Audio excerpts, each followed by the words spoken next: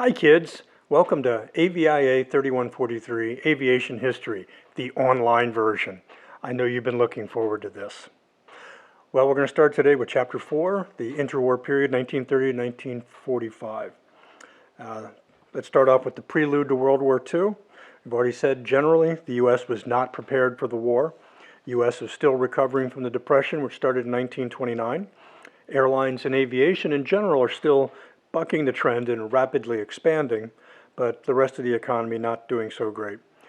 For aviation orders from overseas, war material was being ordered from England, France, and China, which were already at war well before the United States entered the war. The NACA, National Advisory Committee for Aeronautics, was struggling during the Depression due to low funding. By 1937, the NAC admitted they were no longer a leader in aeronautical research. The Europeans, being on the verge of war, were leading, especially Germany, which opened several new labs to conduct research.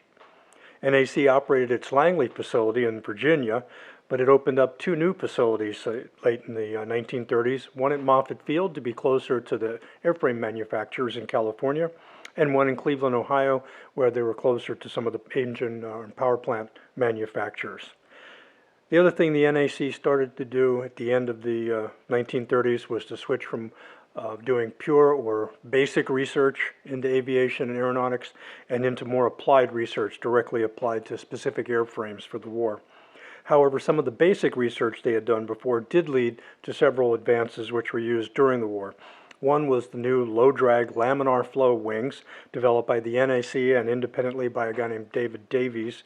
And the NAC laminar flow wing was used later on the P-51 Mustang, and the Davis wing was used on the B-24 Liberator bomber. Both improved performance, added range, and higher speeds. The U.S. Army Air Corps doctrine, their air power theories, still continued to be that the bomber would always get through. Bombers with a future of air power. Strategic bombing theory said that the fast, well-armed bomber would always get through, and that the fighters would not be needed because bombers could protect themselves. Modern bomb sites like the Norden bomb site developed by the United States should allow accurate strategic bombing from high altitude. And strategic bombing, according to Duhay, the air prophet from Italy, would destroy an enemy's ability to wage war and its population would sue for peace. So remember the three leaders of aeronautical thought early in the century were Duhay in Italy, Hugh Trenchard in England, and General Billy Mitchell in the United States. So I had already talked about how airmail really helped develop aviation and the aviation infrastructure in America. Well, in 1934, the airmail scandal broke out. A senator, Hugo Black, he was investigating improprieties in the giving out of airmail contracts during the Hoover administration. So this is 1934, and FDR has just taken over, and Hoover administration is going out. And the Army Air Corps was temporarily tasked with carrying the mail after all the airmail contracts were canceled. Unfortunately, the Army Air Corps is not really prepared for this. They couldn't operate at night or bad weather. They had old equipment. They had, oh, look who's here. This is Jake. This is the problem of live TV. Jake's just going to sit there. So the Army Air Corps was tasked with carrying the mail. Unfortunately, the Army Air Corps was not ready to operate at night or in bad weather. They operated old, outdated equipment. They had no night or instrument training, and they just really weren't ready to do this mission. So the Army carried the mail from 19 February 1934 through 1 June of 1934. During that time, they suffered 66 crashes, and 12 Army Air Corps pilots were killed. Here's a little film talking about the Army Air Corps and their horrible experience carrying the mail. National scandal touched off by a Senate investigation. Disclosures by Senator Black's committee led to cancellation of all airmail contracts, the lifeblood of our fledgling airlines.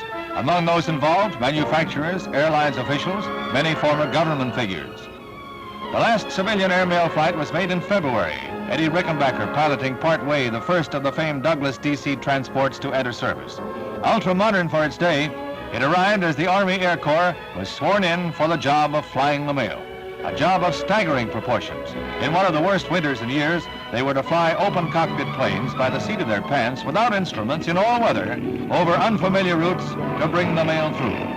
Many were superb airmen, destined to win fame in later years, but they flew planes that were pitifully obsolete. America's first-line warplanes were years behind even our own commercial craft. Slower, shorter ranged, more cumbersome. It was a time of valor and heroism and of tragedy. For the nation, the bitter lesson that our Air Corps was too poorly equipped to do the job. For the service, a time of heavy loss and bitter frustration. The President ordered mail schedules sharply curtailed as the death toll mounted. Experts such as Charles Lindbergh conferred with Secretary of War Dern on needed improvements in training and equipment. The nation's pride in its fighting forces was rudely jolted. In May, new civilian contracts were let by the government, and the Air Corps relinquished its task to the airlines. Colonel Henry Hickam turned over the first load to airline pilot Jack Knight, and the episode passed into history, never to be forgotten by our airmen. To make matters worse, just the day before the Army started carrying the mail, an Eastern Airlines DC-2, a modern, up-to-date transport, flew using the new gyro instruments and radio aids to navigation from Los Angeles to Newark, New Jersey in record time at 20,000 feet over the weather. This was a capability that the Army didn't even have at that time. The Army Air Corps wanted to form this new General Headquarters Air Force, and their idea was strategic bombing. So they needed to order new modern bombers. In 1934, the Boeing B-17 had its first flight as the Model 299. Unfortunately, it crashed on its first flight, they having forgotten to remove the gust locks from the control surfaces, so please follow your checklist. In 1938, the Army Air Corps asked Consolidated to build B-17s under license, but they looked at the Boeing factory and they said they could make their own airplane better, and that developed into the B-24 with that new Davis airfoil low-drag laminar flow wing. The Army and the Navy were still arguing about roles and missions. Who should defend America's coasts, the Army Air Corps or the Navy? To demonstrate the versatility and power and effectiveness of air power, in 1938, Curtis LeMay, then a lieutenant, led a mission to intercept the Italian liner Rex over 700 miles out at sea. The Rex was intercepted by 3 B-17s, and this was broadcast live on the NBC radio network. This really irritated the Navy, so the Army Air Corps was now required to stay within 100 nautical miles of the coast. Problem solved. Despite advanced aircraft like the B-17 and B-24, which were first starting to come into the inventory at the end of the 30s, the U.S. Air Force was really a fifth-rate Air Force. In 1938-39, we had 800 modern aircraft and 26,000 personnel. The UK had 1,900 modern aircraft with 100,000 person. And Germany, with the Luftwaffe, had 4,100 modern aircraft with 500,000 men. The other problem during the Depression was that the focus was on bombers, hence modern fighters really weren't available in the United States. The P-36 was kind of the top of the line, and that really couldn't hold its own against modern aircraft like the Hawker Hurricane, the Supermarine Spitfire, or the German Messerschmitt Me-109. Newer aircraft like the P-40 and the P-38 were designed in the late 30s, and they were getting close to being comparable, but they were not going to be available in quantity at the beginning of the war. U.S. fighters really don't become competitive on the world stage until the introduction of aircraft like the P-47 and the P-51, not until 1942 through 44. Other trends that are going on in the late 30s, airmail is still building the airlines and the national aviation infrastructure. Passenger service, air service becomes more available, and new equipment like the new Douglas DC-3 actually makes it profitable to just carry passengers. Barnstorming continued to some extent, but was really fading. Very large aircraft like the B-17 and the flying boats like the Pan Am Martin M130 and Boeing 314 are coming into service, and the very large airships are disappearing, the last flight being the flight of the Hindenburg in 1937, which burned and crashed. Less trial and error in aircraft design and more of a scientific and engineering approach. Aviation had become a science in less than 30 years from the Wright brothers' first flight. The military air services are still becoming more independent. The Royal Air Force became an independent service in 1918. The U.S. Army won't become a separate Air Force until 1948, but they're exercising more independence. Aviation is becoming more professional. Unions are being formed, and college degrees in aeroengineering, aeronautics are available. Instrument ratings and commercial pilot certificates are created by the CIA to meet the demand of the new aircraft and their instruments. Let's shift briefly for the end of the airship era. The U.S. Navy operated Zeppelins, and although the end of the Zeppelin era really came in 1937, the U.S. Navy operated them from the 20s through the mid-30s. The U.S. Navy operated 4 large Zeppelins between the wars. In 1923, ZR-1, the USS Shenandoah, was launched. It crashed in 1925, killing 14 of the 25 aboard. In 1924, ZR-3, the USS Los Angeles, was launched, and it was decommissioned and scrapped in 1932. In 1931, ZRS-4, the USS Akron, was launched. It crashed in 1933, killing 73 of the 76 aboard. And in 1931, ZRS-5, the USS Macon, was launched. It crashed in 1935, killing 2 of the 66 aboard. Macon was the last large airship operated by the Navy, and both the Macon and Akron could carry what they called parasite fighters, or little fighters that could be dropped from and recovered to the airship. Here's some video showing that.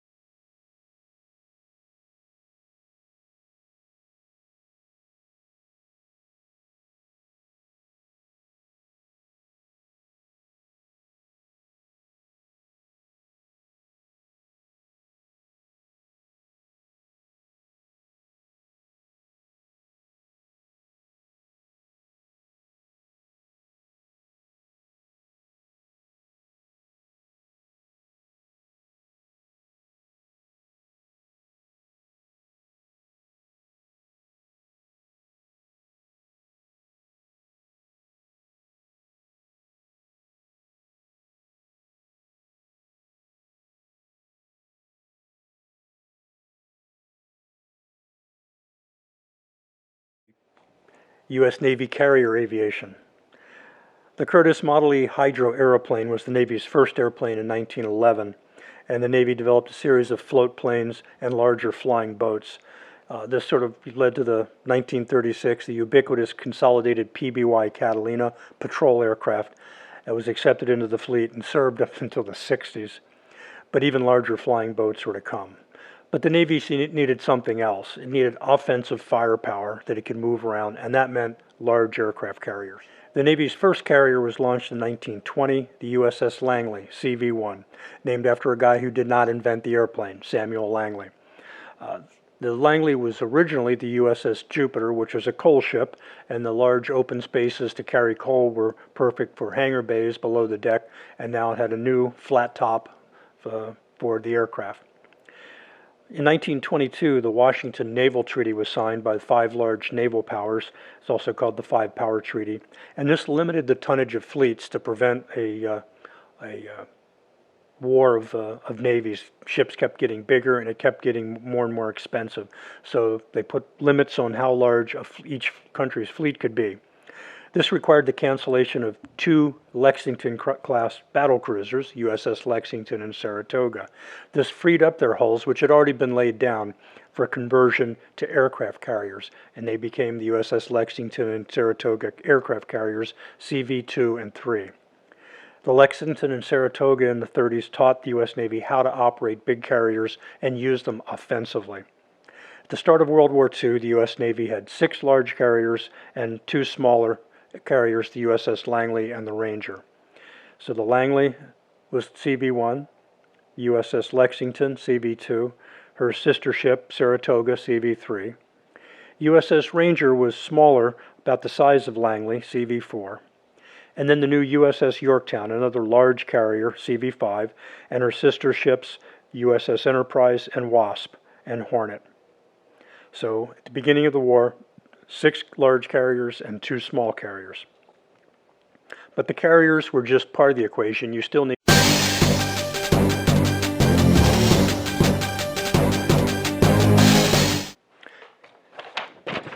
I've just been handed this bulletin.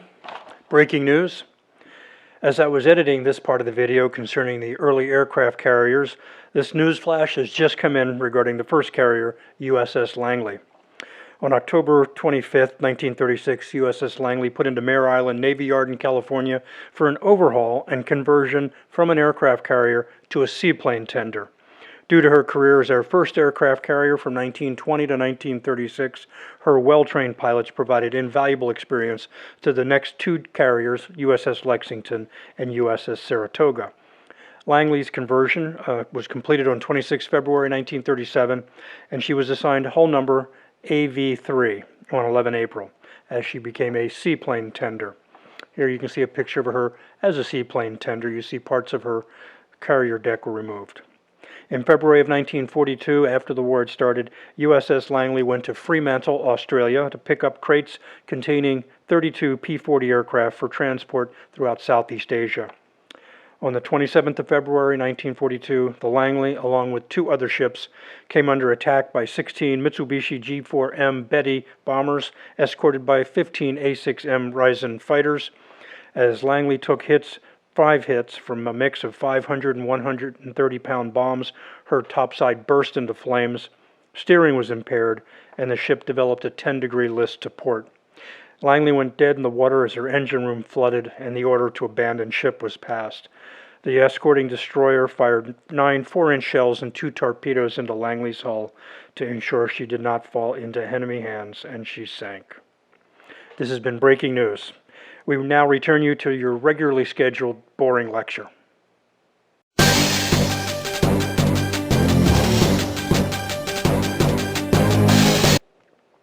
But the carriers were just part of the equation. You still needed offensive aircraft to operate off them. The late 30s was the end of the biplane era, and many of the aircraft which were originally operating off these carriers were biplanes, but the monoplane era was arriving. The Navy had been operating the F-3F, which was a biplane fighter, which begat the F-4F Wildcat, which is one of the fighters that was the mainstay of the U.S. fighter force in the Pacific at the beginning of the war. Also, aircraft like the Douglas SBD Dauntless dive bomber and the Grumman TBF Avenger came along and provided great service during the battles midway and later. Later, aircraft like the Chancevot F-4U Corsair and Grumman F-6F Hellcat came along and completely outclassed the Japanese aircraft. Like the Air Corps, which was a fifth-rate air force, in 1941 the U.S. Navy only had 5,260 aircraft of all types, with 6,750 pilots, 1,800 staff officers, and about 22,000 enlisted men aboard those 8 carriers. Okay, so what else was going on in Europe in the late 30s? In Spain, the Spanish Civil War was going on, with Francisco Franco, the fascist leader, leading the fight against the loyalists, and the Germans were helping Franco. That war lasted from 1936 to 1938. Germany was able to combat test their new aircraft, and their new airmen give them combat experience.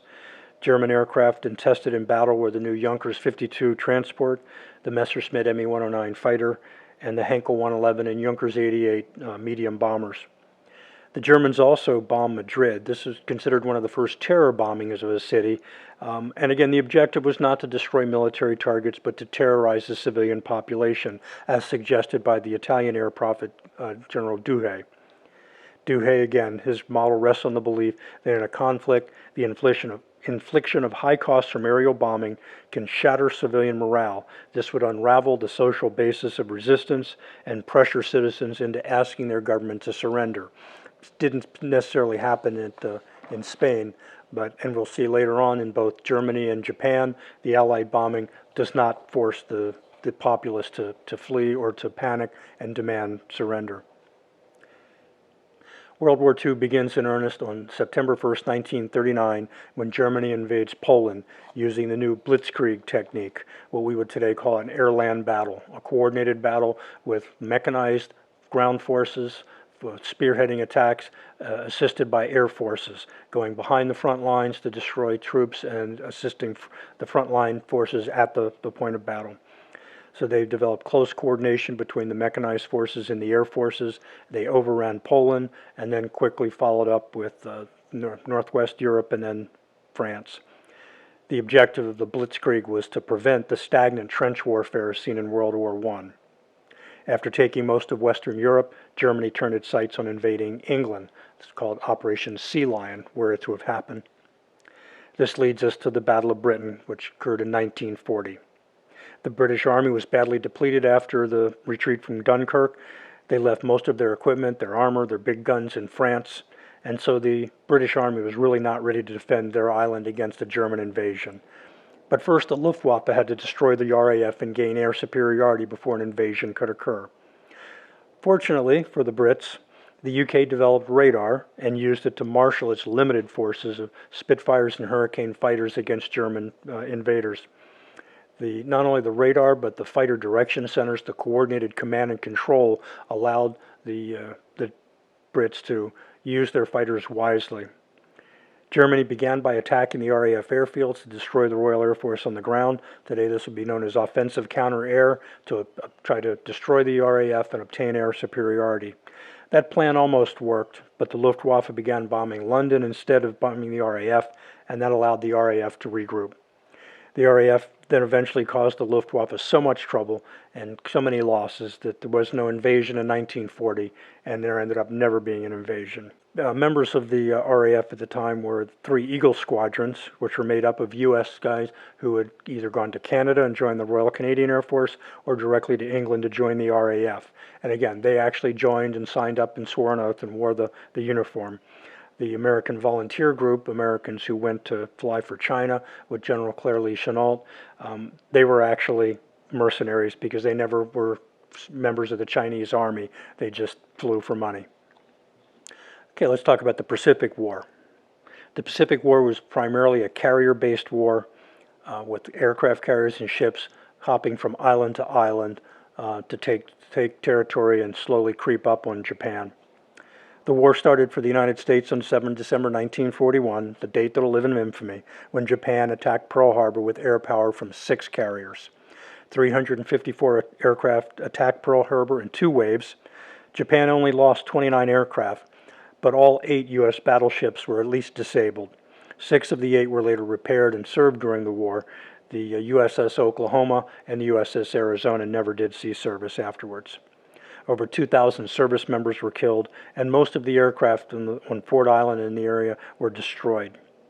Fortunately for the U.S., the Japanese did not attack docks, cranes, fuel bunkers, and other repair facilities, so repairs were able to be made on the ships there, and later on other ships as the war progressed.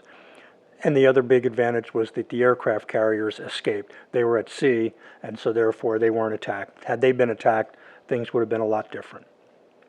On the 8th of December 1941, President Roosevelt spoke to Congress, and Congress declared war on Japan.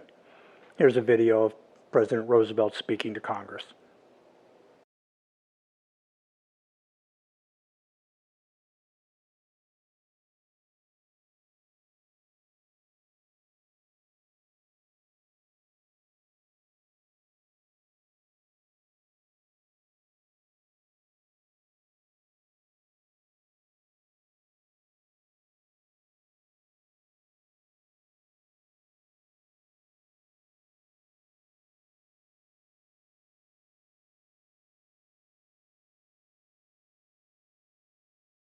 And at the solicitation of Japan, was still in conversation with its government and its emperor, looking toward the maintenance of peace in the Pacific. Indeed, 1 hour after Japanese air squadrons had commenced bombing in the American island of Oahu, the Japanese ambassador to the United States and his colleague delivered to our Secretary of State a formal reply to a recent American message.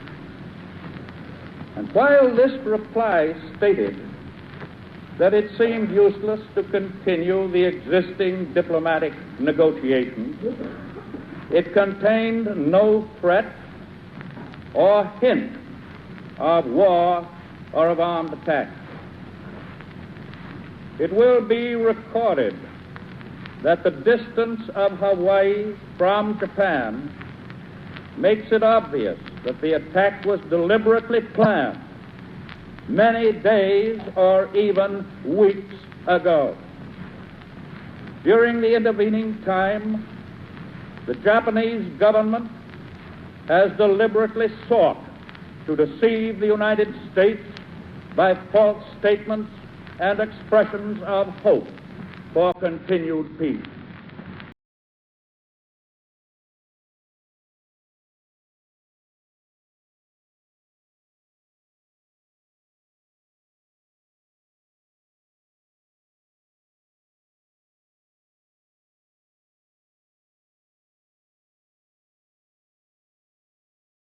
In addition, American ships have been reported torpedoed on the high seas between San Francisco and Honolulu.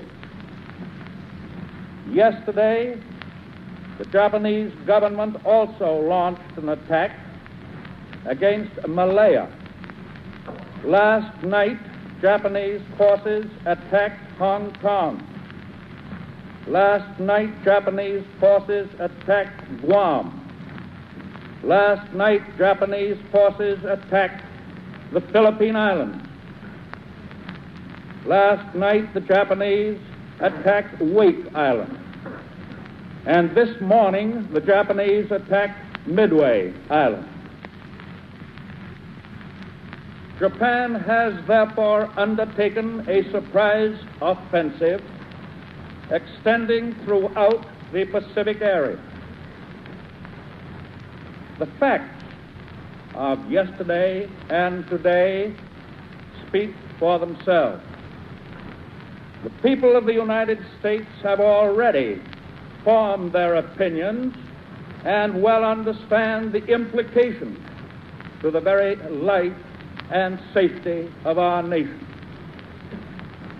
As Commander-in-Chief of the Army and Navy, I have directed that all measures be taken for our defense, but always will our whole nation remember the character of the onslaught against us.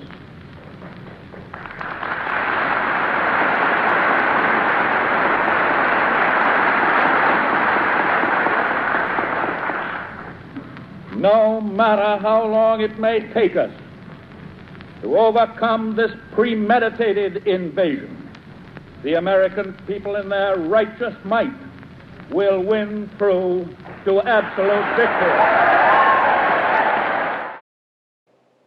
Interestingly, on the 11th of December of 1941, Germany and Italy declared war on the United States. Well, that was interesting because that made it legal now for the United States to openly support England and the Allies in Europe as opposed to playing the Lend-Lease game. So the U.S. at that point understood it could not simultaneously fight two wars on two different oceans and two different fronts, the Atlantic War in Europe and the Pacific War against Japan. So they decided that the focus would be to support the UK and England first, and then the Pacific War would initially be a holding action as we built up our forces. England had been bombing German industry at night to keep losses low, but the U.S. still believed in high-altitude precision bombing, daylight bombing, with the new Norden bomb sight.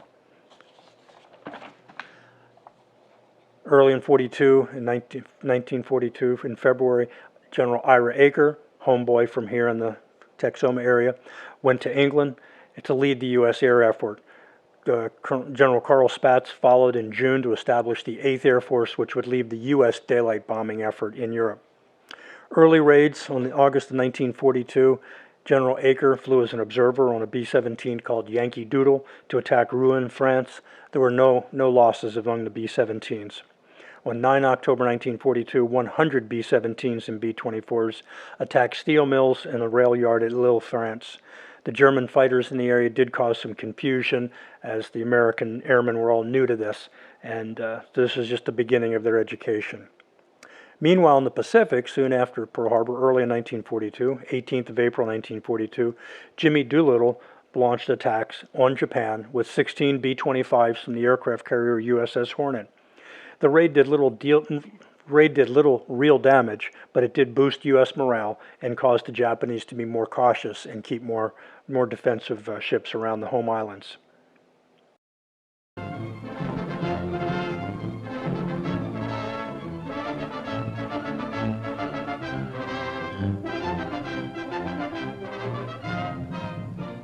Now it can be told. History in the making at the mysterious Shangri-La. Actually, the United States Navy aircraft carrier Hornet steams westward across the Pacific.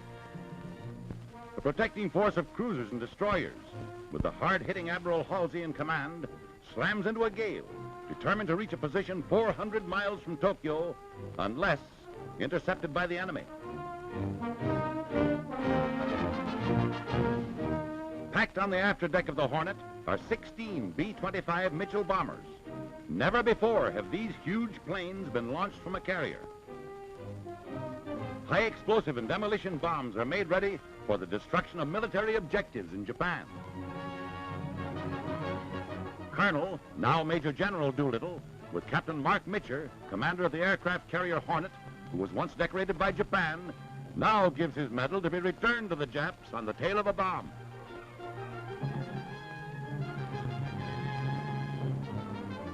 Not until they are miles at sea do these men know definitely the mission for which they have volunteered.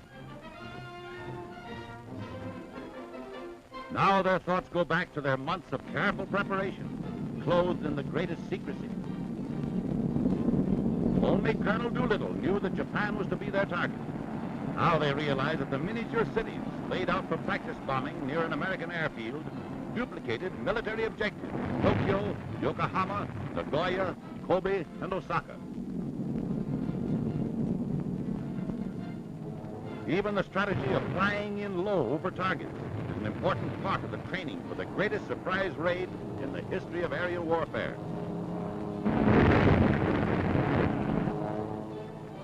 Not even certain they can take off successfully from a carrier that was never designed for launching Army bombing planes. Closer and closer they approach enemy-controlled waters and the danger of discovery. Jimmy Doolittle and Captain Mitcher discuss every detail of the carrier takeoff. Suddenly, a strange vessel is sighted. It's a Jap patrol boat, and the task force intends to destroy it before a warning can be radioed to Japan.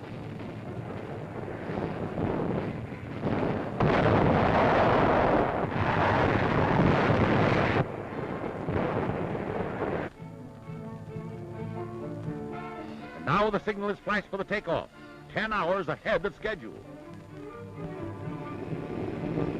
The added distance to be flown increases the hazards. But there is no hesitation. They man their planes. Doolittle pilots the lead plane.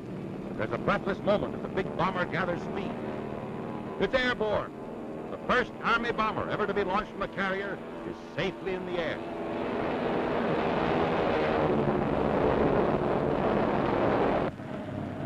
Now they know it can be done, and they time their takeoff with the upsurge of the bow of the carrier in the heavy seas.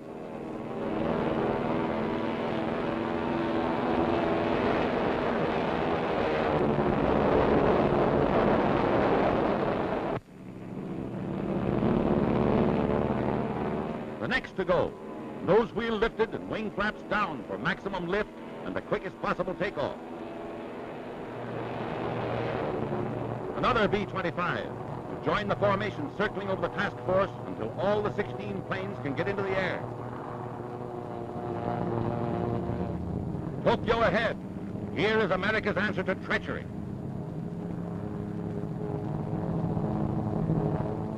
The secret Norden bomb sights have been removed from these planes and replaced by a makeshift device costing about 20 cents. These historic pictures round out the electrifying news of Tokyo's first taste of American vengeance in April 1942. Loaded with eggs of destruction, they wing through a fog-ridden dawn.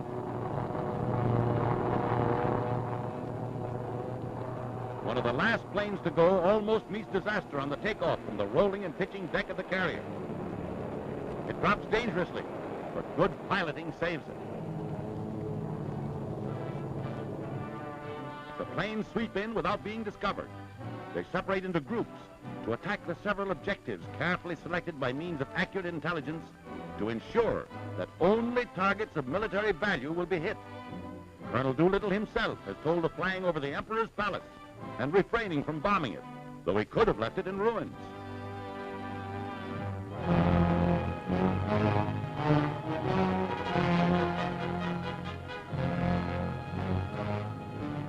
Here are the last pictures to come out of Tokyo before Pearl Harbor.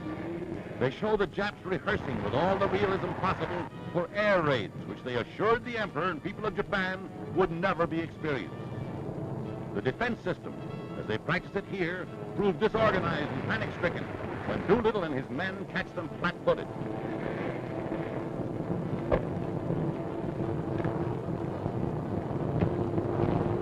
Not a single shell fragment hit a plane.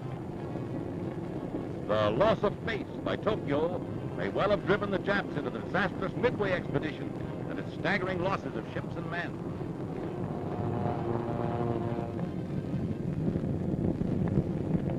This Jap-made scene of Tokyo swept by fire following an earthquake shows clearly what must have happened in the many areas hit by the hundreds of incendiary bombs. Later, in China, the flyers who bailed out safely are decorated by Madame Chiang Kai-shek. The smiling Jimmy Doolittle does not yet know the fate of some of his comrades. All survivors, except the crew of one plane which landed safely in Russia and were interned, reach America and are decorated by General Arnold, head of the American Army Air Forces. Doolittle wins the Congressional Medal of Honor. Mark these men well. General Tojo and his barbarous war bandits, who boast that they have executed some of the flyers captured. General Arnold replies to this brutal news with fighting words. Those men died as heroes. We must not rest. We must redouble our efforts until the inhuman warlords who committed this crime have been utterly destroyed. Tokyo raiders, Captain Watson right and Lawson left, tell of targets bombed and vengeance to come. Our takeoff from the Hornet was made successfully. It wasn't as much the length of takeoff that bothered us, it was the width. It was about a 4-foot clearance between the right wingtip and the island, the left wingtip hanging over the deck on the left-hand side. Trip in was uneventful. My first target was a tank factory in the south of Tokyo. My alternative targets being an oil storage tank and a railroad yard. We were fortunate in getting through the anti-aircraft and reaching our #1 target.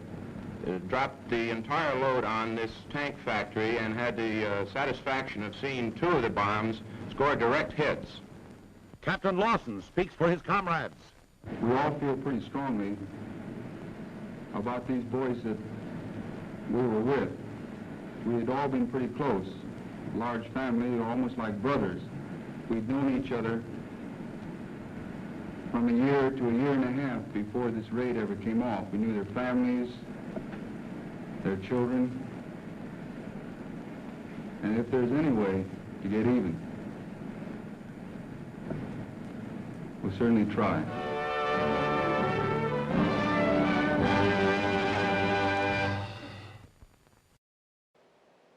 Let's look back to Europe, where the focus shifts from bombing Europe, or bombing Germany, to North Africa and the Italian campaigns. The Germans had unwisely decided to invade the Soviet Union on the 22nd of June 1941. They had hoped for a fast blitzkrieg like in Poland and France, but they ended up bogged down and the Soviets wanted relief. So already fighting against a large German force, they wanted the Allies to attack Germany somewhere else to relieve pressure on them. The British were also worried about Germany and Rommel's Afrika Korps in North Africa from moving east to Egypt and the Sinai Peninsula and then attacking and capturing the Suez Canal, which was a vital supply route from the Indian Ocean into the Mediterranean. So another front was needed. This first operation was against the Germans in Western Europe called Operation Torch. This was the first time that Allied American ground forces were being used. And it's also the first place where we really see the development of what today you'd call close air support, tactical air power used in close coordination with the Army. Allied close air support and interdiction tactics became developed here and refined in North Africa. The tactics will be used very effectively later on in France and in Germany after D-Day. The Forward Air Controller, or FAC concept, was developed. This was a pilot who understood the airplane and the weapons that they carried, and they hung out in the Army with the Army guys at the front. So when he called in airstrikes, talking to his Air Force or Army Air Corps brothers, he could speak their language and give them what they want, and the Army guys could tell them right where they wanted the ordnance. This guy on the ground was called a rover. He coordinated airstrikes, and today we just call this person a Forward Air Controller or a FAC. Fighter bombers would attack ground forces, and this was called close air support, or attack rear areas where forces were marshaling or where logistics were stored, and that's called battlefield air interdiction. The UK Royal Air Force and the US Army Air Corps combined to form the Northwest Africa Air Force under General Spaatz. So General Spaatz operated the strategic forces, bombers, under the West African Air Force, and the tactical forces were under the RAF's Air Vice Marshal Sir Arthur Conyngham, also called Mary Conyngham, because he was born in New Zealand, and apparently it was a joke on the Maori, so they called him Mary. So you know how the Brits are. Coningham's concept of modern air power was a little different than the bomber will always get through. His 3 principles were: first, air superiority is the first priority. Second, centralized command of air forces as a co-equal force with ground forces. So neither air forces or ground forces are superior. They're supposed to act together and coordinate their actions. And number 3, to develop and use innovative tactics to support ground operations. But the development of these tactics and a bunch of good moves, Rommel's Afrika Korps eventually surrendered in September of 1943. So the threat to the Suez and to North Africa was gone. The Allied campaigns then shifted to Sicily and then the Italian mainland in the summer of 1943. By now, the Allies had perfected fighter-bomber tactics to support ground forces. The new P-47 made its way into the theater, and it was especially good at this low-altitude ground attack role with 8 50-caliber machine guns and a whole host of bombs and rockets. The P-47 was also a very rugged aircraft, could take a lot of punishment and battle damage and get home. Also going on during this time, we should mention, is that the non-traditional folks in aviation showed up. Well, they'd been there the whole time. So you see African Americans and women showing up in the workforce, and you also see blacks and women wanting to fly. The black aviators, which became known as the Tuskegee Airmen, flew in segregated units. They were commanded by Colonel Benjamin O. Davis, Jr., who had gone to West Point, and he was the commander of the 33rd Fighter Group. Also, not only Tuskegee Airmen, also called the Red Tails. And I recommend the movie, the Tuskegee Airmen and Red Tails, for you. Women flooded into the workplace to take the places of men who went off to war, and they also, as Rosie the Riveter.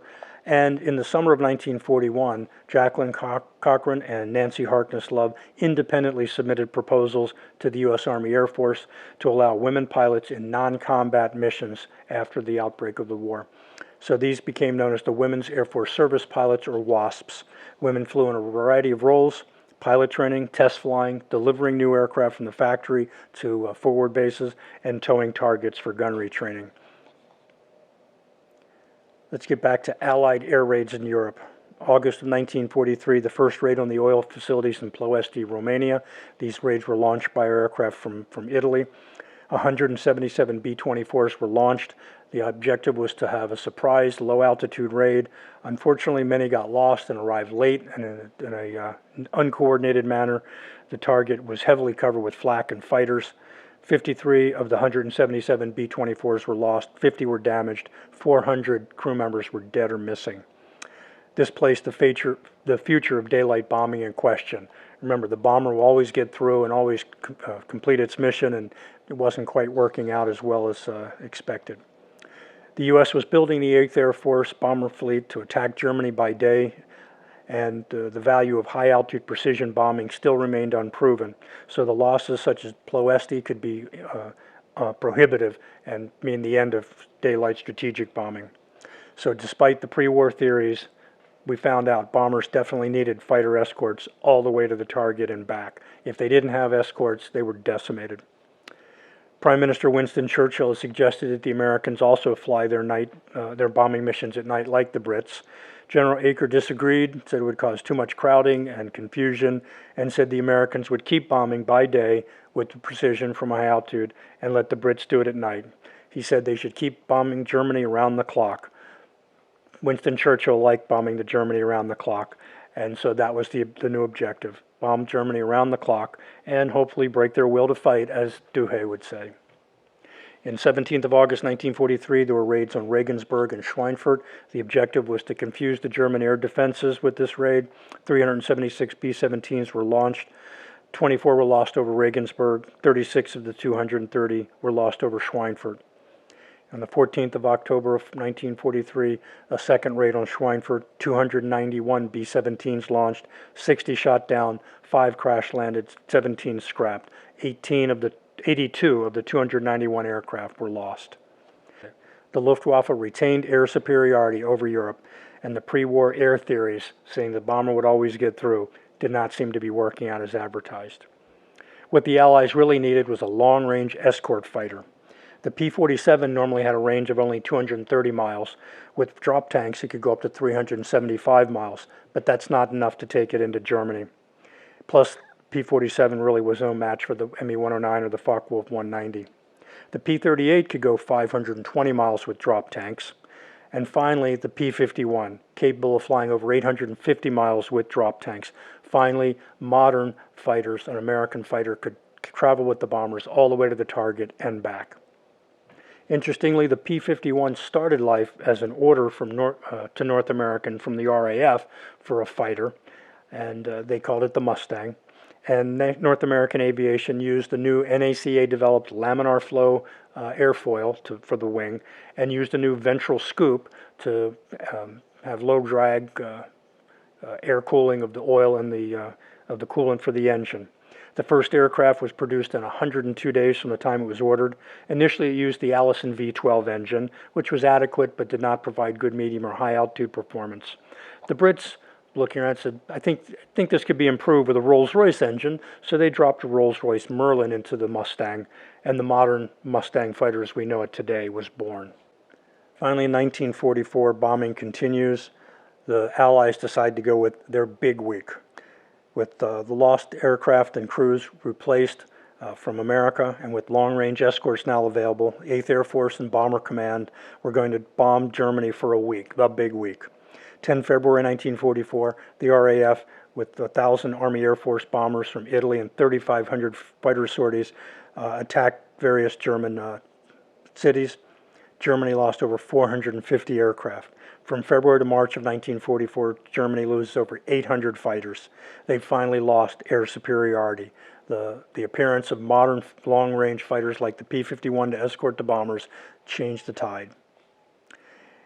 On the 6th of June 1944, the D-Day operation begins, Operation Overlord, the actual invasion of Europe.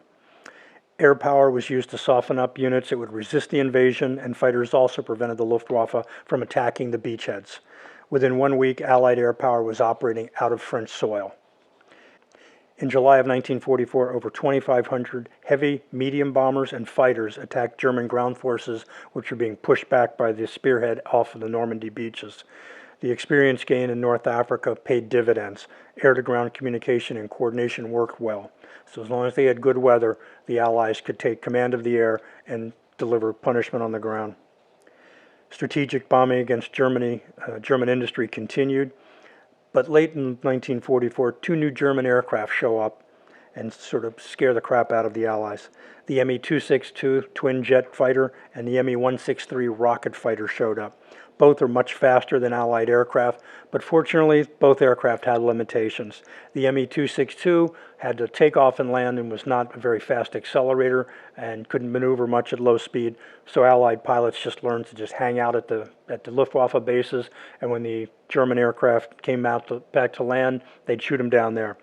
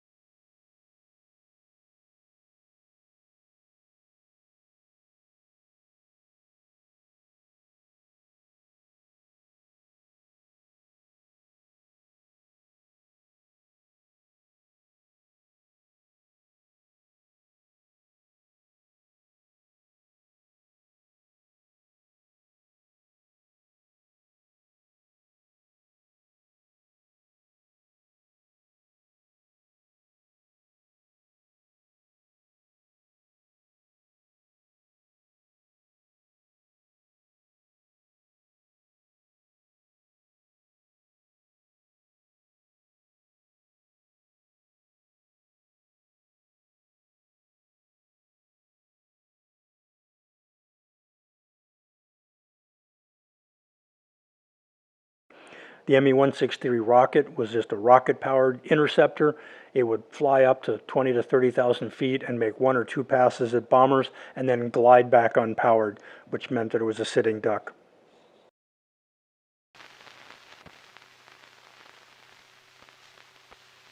During the closing days of the war, our pilots over Germany were surprised by an occasional, extremely fast rocket fighter. After the Nazis threw in the towel, the Allies captured several of these rocket-driven planes intact and identified them as of the Me-163 series. These German films of their performance tests were found, leaving little doubt in the minds of our aeronautical engineers and designers just how far in advance the Germans were of our own research and development on this particular type of aircraft. German data on performance of this first rocket fighter ever to be used in combat proved the feasibility of using rocket propulsion in airplanes.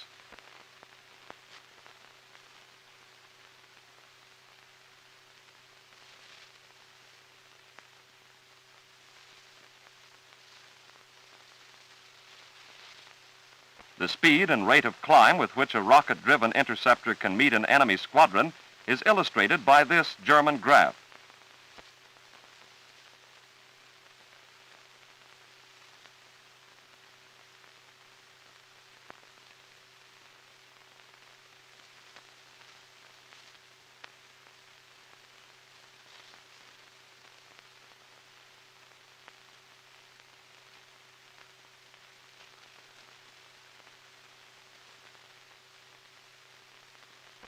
Built principally of wood and duraluminum, the plane was designed for high-velocity performance.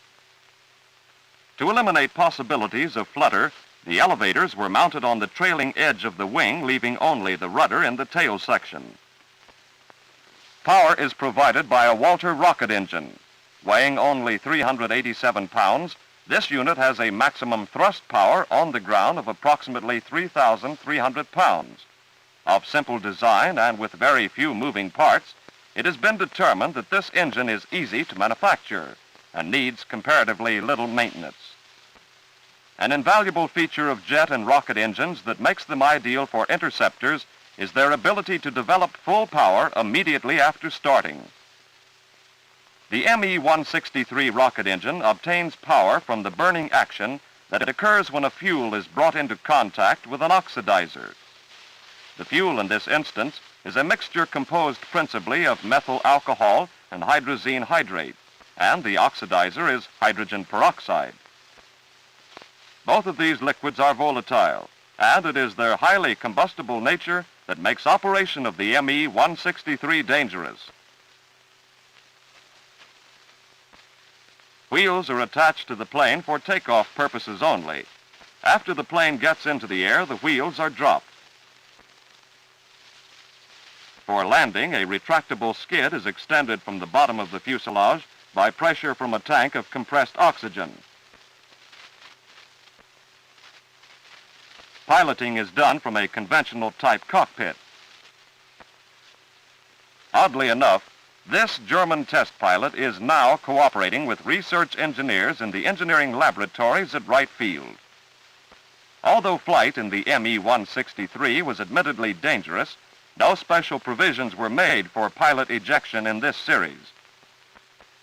The rocket unit contains a single-stage turbine that is run by steam, which is generated by passing the alcohol fuel mixture over crystals of potassium or sodium manganate.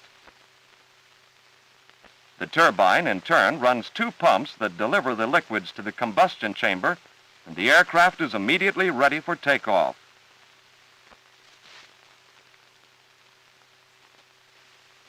A speed of approximately 200 miles per hour is necessary for the plane to get off the ground due to the small wing area. After the wheels are released, a speed of 430 miles per hour is maintained for the best climbing performance. With that speed, the plane climbs to an altitude of about 22,000 feet in about 2.5 minutes, and to reach 40,000 feet takes only a total of 3.5 minutes. In these German tests, maximum speed for the Me-163 at 26,000 feet was about 560 miles an hour, and a little over 600 miles at 40,000 feet. Operating at full throttle, the plane is capable of flying for 6 to 9 minutes, but it can stay aloft for over 25 minutes by using a combination of power flying and gliding. Landing speed for this airplane is approximately 180 miles per hour, and an oleo strut mounted on the skid helps to absorb the impact of landing. Influenced by the design and performance of this aircraft, research and development on similar types of interceptors are now being conducted at our Muroc test base in California. Later in the war, strategic bombing moved from precision bombing against specific industrial targets to area bombing of targeting civilian populations. This culminates in a 13 through 15 February 1945 raid against Dresden, Germany, the firebombing of that city. 769 RAF Lancaster heavy bombers, 9 RAF Mosquito medium bombers, 527 B-17s, and 784 P-51 Mustangs participated in raids over the 3-day period. The massive firebomb raid caused a firestorm. An estimated 25,000 people were killed, and the city center was wiped out.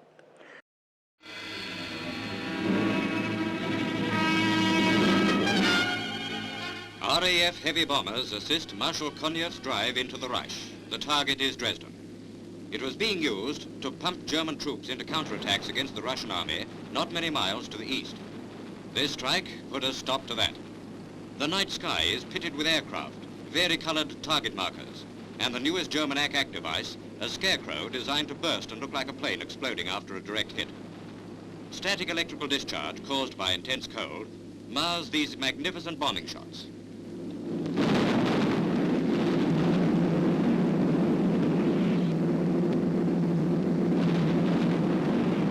The day after the RAF strike at Dresden, B-17 bombers of the 8th United States Air Force gave the city a repeat performance.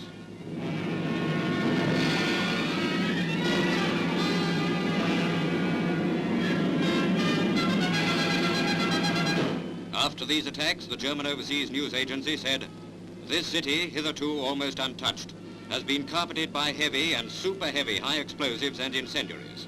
Dresden is a heap of ruins. It has been smashed to atoms."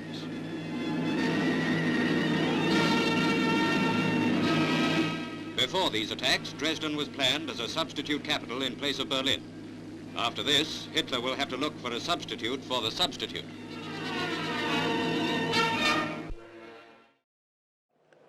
As an American POW who was president at Dresden and was kept in the slaughterhouses in the basement of the slaughterhouse, which saved his life, future author Kurt Vonnegut Jr. experienced the raid firsthand and got to help dispose of bodies and clean up after the battle. His novel, Slaughterhouse 5, relates some of his experiences as a survivor of the raid. I recommend the book. It is slightly psychedelic, but an interesting firsthand testimony of the horror of the raid. As the war winds down in Europe to VE Day, 8 May of 45, Allied fighters have to attack the Luftwaffe on the ground and support ground forces. The Luftwaffe has hardly or has stopped coming up to defend and has to be found on the ground.